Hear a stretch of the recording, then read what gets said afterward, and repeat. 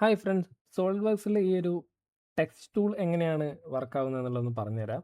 അപ്പോൾ ഫ്രണ്ട് പ്ലെയിനിൽ ഞാനൊരു റെഫറൻസ് ലൈൻ, നമുക്ക് ടെക്സ്റ്റ് ആഡ് ചെയ്യാൻ വേണ്ടിയിട്ടൊരു റെഫറൻസ് ലൈൻ നമുക്ക് വേണം.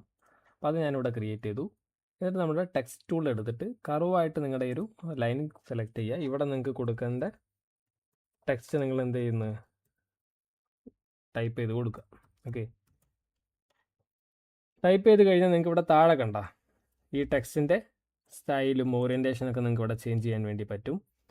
അത് കഴിഞ്ഞ് ഇവിടെ കണ്ടോ യൂസ് ഡോക്യുമെൻറ്റ് ഫോണ്ട് എന്ന് പറയുന്നത്, ഇത് അൺടിക്ക് ചെയ്യുന്ന സമയത്ത് നിങ്ങൾക്ക് ഇവിടെ കണ്ടോ ഈ ഒരു രണ്ട് ഓപ്ഷൻസ് നിങ്ങൾക്ക് ഇവിടെ ആക്റ്റീവ് ആവും. എന്ന് പറഞ്ഞാൽ നമുക്ക് ഈ ടെക്സ്റ്റിനെ എന്താ പറയുക സ്ട്രെച്ച് ചെയ്യാൻ വേണ്ടി പറ്റും. അതുപോലെ ഈ ഒരു ലെറ്റേഴ്സിൻ്റെ ഇടയിലുള്ള ഗ്യാപ്പ് നമുക്ക് കൺട്രോൾ ചെയ്യാം.